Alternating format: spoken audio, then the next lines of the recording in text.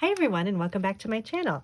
I'm getting ready for my upcoming craft shows this summer and I've been making a lot of greeting cards and I've also been making some gift tags, and I thought I'd show you today how I do a basic shaker tag that seems to sell pretty well at the craft shows. These are just fun. I call them party tags. They're basically just a stamped image on a large tag with a frame around it and then the shaker material inside. But these are a lot of fun because you can use up your pattern paper to make the frames for the shaker, and then use any kind of stamp set you want for the inside greeting. These are more of like a kind of celebratory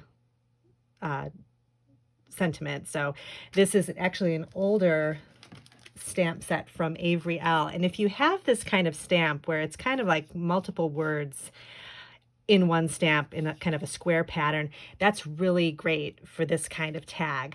But you could actually make your own too if you have a lot of, like, say you want to do a birthday tag and you have a lot of different birthday sentiments that can kind of fit together in a square pattern. You can arrange those on your stamp platform or your MISTI and get the same effect.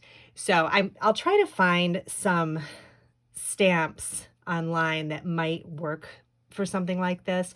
But like I said, if not, you could also just kind of put your own together. But I use this stamp set all the time. This is from, I think I looked it up, it's from like 2013.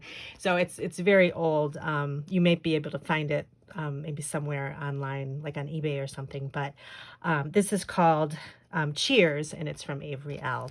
So I'm using this for the sentiment inside. And then for the tag pattern, this is a really large tag, and it's actually from the traditional tag stacks from My Favorite Things. And it's the largest tag in the set. And I like it because it just can kind of be the main focal point of, you know, if you put it on a gift bag or something like that, it can be really kind of really pack a punch on just a plain white bag or something like that. So they don't have this particular set anymore, but they do have a stitched traditional tag set that has the same size tags, and that's actually nice too because it's got the stitching on it. So I'll put a link to that, but any large tag would do. There's a lot of different tag patterns out there, die sets that you could use. So just whatever you have on hand, that's the whole idea too. Just kind of use what you have. And it can be a smaller tag and just kind of make it to fit what you have.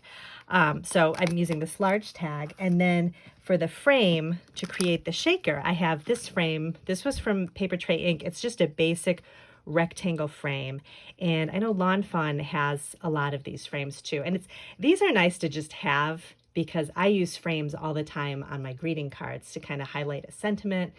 And then definitely to make shakers. So this is a good type of set to have. But this is just a basic rectangle frame. This one I'm using because it actually fits this large tag. But again, whatever you have on hand, whatever will fit. I'm just going to show you the basic idea of how to make the shaker, and then you can kind of make it to fit what you have. So if you don't have a frame die and you want to make it on your own, I can show you how to do that too. All you need is a nesting rectangle die set, and that would be, you know, just the basic dies that kind of come different sizes, and they're just plain rectangles. And all you would do is just take the size that you want. You take the main size, and then you take a smaller size that kind of fits inside of it, and you run it through your die cutting machine with one inside the other. And this will make your frame as well. So you just kind of arrange it and then tape it down onto your cardstock, and then just run it through your die cutting machine. And you've got a frame just from using these dies too. So there's different ways to do it. So that would work. So let me go ahead and show you how I make the shaker tags. So I'm starting off with my pattern paper, and I have a couple sheets of polka dot paper from Doodlebug, and then a plaid sheet from Lawn Fawn. And I'm just going to run my frames through my die cutting machine using the pattern paper. And this is what I'll be using to create the shaker windows. And these frames are nice because they fit right on my tag. And I'm going to do my stamping next on my tags, and it's just going to be kind of like an assembly line. I do 3 at a time because I'm packaging 3. So I'm using my the Avery L stamp, and like I mentioned before, you can make your own kind of square stamp using multiple sentiments. I really like this because it really fits on the tag nicely. I have my stamp already set up on my MISTI, so that makes it really easy. And I can just stamp one tag after another. And something I didn't mention before is the type of cardstock I'm using for my tags is 120 to 130 pound cardstock. So it's actually on Paper Tray Ink's website, they call it tag stock. So it's a very thicker cardstock than what you would use for a card, and it's really nice for tags. So I will put a link to that below as well.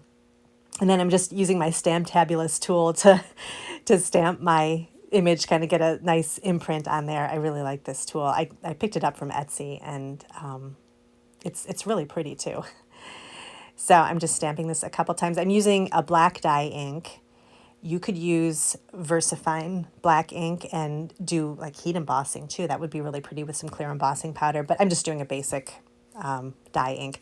And for some reason, this stamp has a little bit of something on it that prevents the P from stamping perfectly. So a little trick that a lot of people use, and I use too, is using a black marker to kind of fill in what didn't get stamped on the image, and it works. This works great. This is a Memento marker, and any black marker would do. I like to use the microfine markers or like a Copic fine liner too. Those would work. So I've got that stamped, the first tag stamped, and then I'm just going to go ahead and stamp the others. I'm just going to show you how to make one tag, but normally I would do 3 at a time to package them. So I'm just going to continue on stamping my tags, and then I'm going to move on to making the windows for the shaker. And I'm just kind of measuring again, figuring out where I want to put everything. And I'm using this clear cardstock for my window. This is from Paper Tray Ink. This comes in 8.5 by 11 sheets, which is nice. So I'm just going to adhere my frames to the sheet and then cut them out afterwards. You could use a liquid glue. I'm just using a tape runner for this, just because it's just easier and less messy, but glue works as well too. So I'm just going to run my tape runner along the frame. And again, I'm going to do 3 at a time. It just makes it go faster. And I've got my first frame. And I like the tape runner too because it fits perfectly on the frame. And then I'm just going to arrange it onto the clear cardstock. Kind of close to the edge so that I'm trying not to waste too much of the cardstock so I can reuse it later on. So I'm just adding all the frames at once. And then I'll go ahead and cut everything out. And I use my big non-stick scissors. And I actually keep the backing on the clear cardstock to prevent any fingerprints or anything from getting on the clear plastic. So I'm just cutting around the outside. And then I'll peel off the tissue paper, and then I've got my shaker window. And this actually doesn't take that long, and it's nice because you do 3 at a time and you get everything done quickly, and then you can package them up. I'm going to have probably about three packages at a show, and we'll see how those sell. And then if they sell a lot, I'll add more. So for the adhesive for the shaker window to kind of pop it up, I'm actually using this foam adhesive from Derice. There's a lot of different ways you could use adhesive. You could use your big foam tape and kind of cut it down. I actually like the Derice strips because they're really thin and they fit perfectly around the frame. Just make sure you have a good set of non-stick scissors to kind of cut down your foam.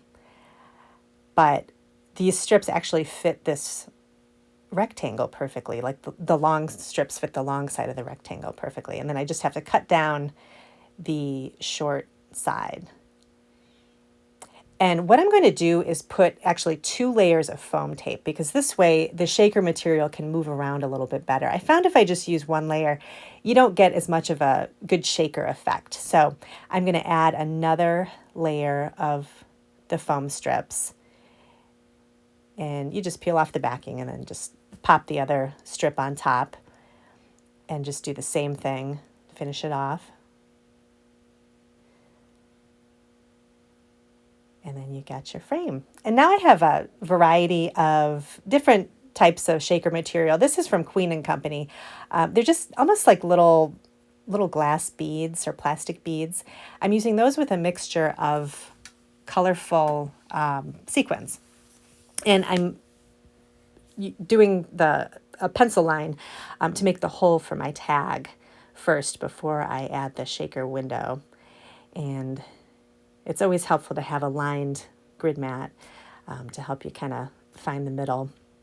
So I'm just adding a mixture of sequins and the little shaker beads. You don't want to do too much, but you don't want to do too little. So just kind of eyeball it. I'm trying to get a variety of colors to kind of pull in all the colors of the pattern paper.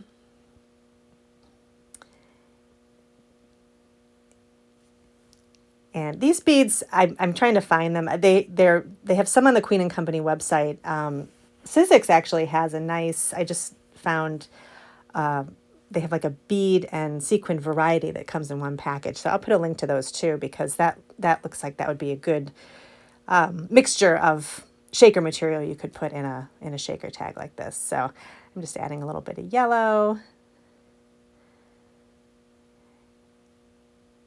Kind of reminds me of like adding spices to something. You're just like a little bit of this, a little bit of that.